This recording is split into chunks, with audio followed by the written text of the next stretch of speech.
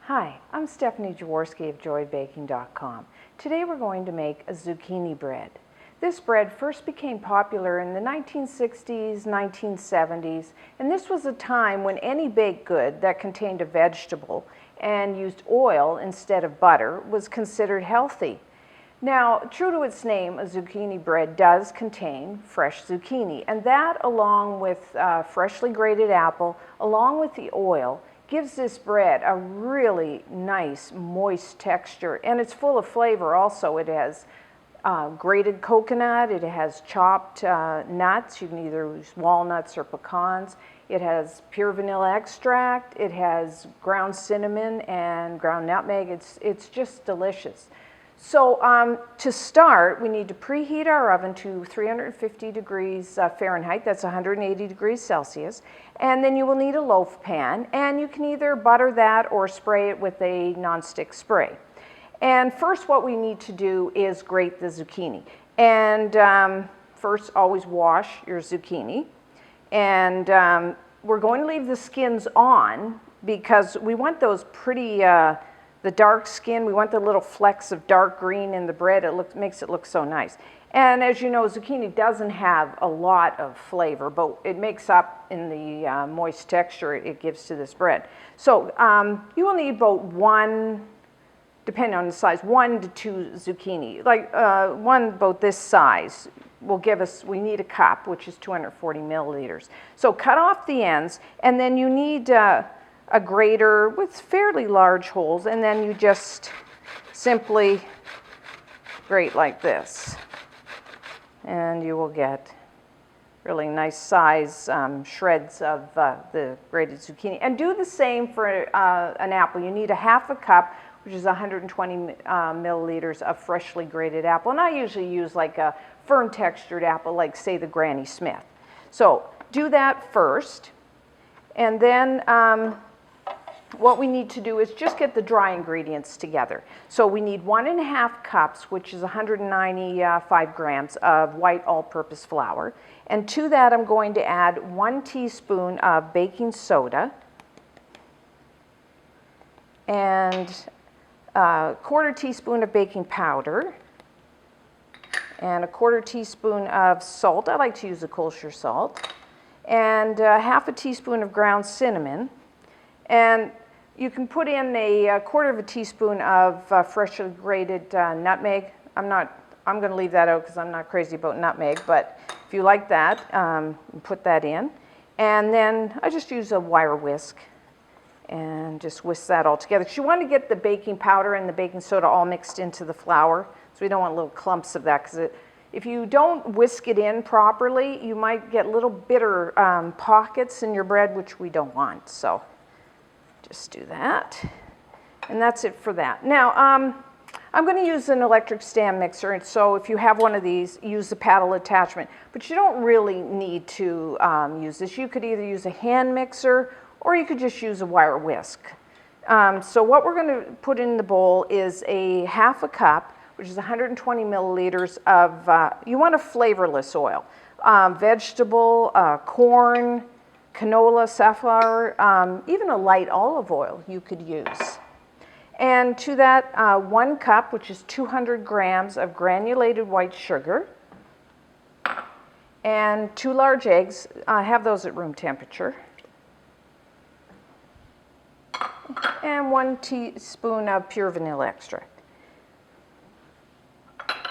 And all I'm going to do is beat these to blend them, 1 to 2 minutes. That's why you could easily do this by hand with a wire whisk.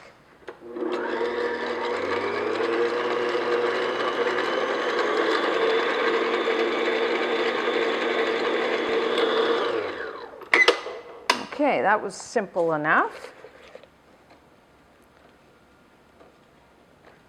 And then all I'm going to do now is add the grated zucchini. Gardeners will like this recipe in the summer months, so you'll want to keep this recipe on hand. And I'm also going to add the apples. And this bread, if you are you grow zucchini in your garden and you have lots, typically, you can make this bread and just simply freeze it. It just freezes beautifully, so you might want to keep that in mind. So just beat that in.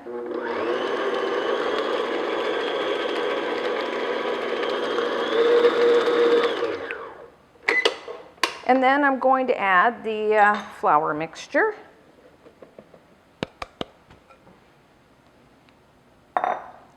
And just beat that in.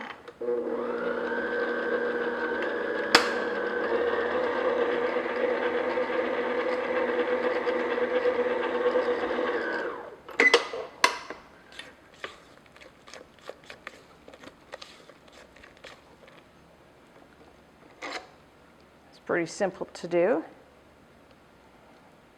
There's also a chocolate zucchini recipe on the site which is very similar to this, and all I've done is replaced some of the flour with cocoa powder, so it gives it a mild chocolate flavor. It's very good as well, so you might want to keep that in mind if you have that glut of zucchini. And then I'm just going to fold in a half a cup of either sweetened or unsweetened. You can use grated or flaked coconut. And if you don't like coconut, just leave it out. And also a half a cup, which is about 50 grams of chopped nuts. You could toast these, if you're using, say, walnuts or pecans, you could just toast them in the oven for about 8 to 10 minutes to bring out their flavor if you'd like to do that. Just make sure you cool them before you add them to the batter. I'm using walnuts here. I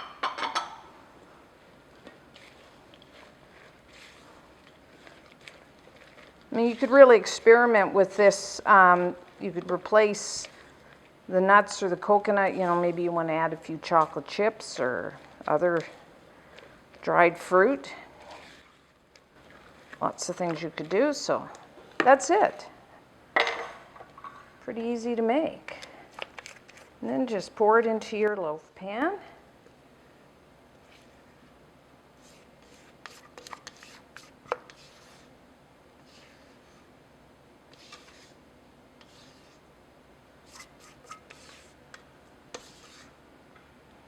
And smooth it out. And then we're going to bake it in the oven for about 50 to 60 minutes, just until it's risen and a toothpick inserted into the center comes out clean.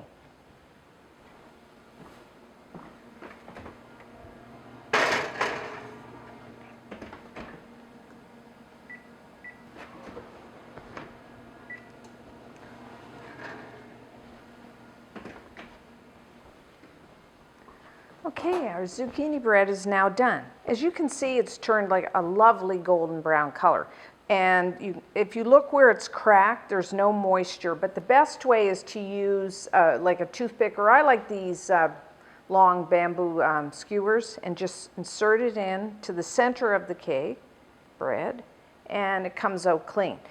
Now what we need to do now is just let this sit for about 5-10 minutes, and then we'll remove it from the pan. So it's been about 10 minutes. So to remove the zucchini bread from the pan, take a flat edge, either a spatula like this, or you could just use a knife, and just run it all around to help release it from the sides of the pan, because we don't want it sticking as we try to remove it. And then the pan is still a little warm, so I'm going to use oven mitts because we don't want to burn ourselves. And then just turn it out like that.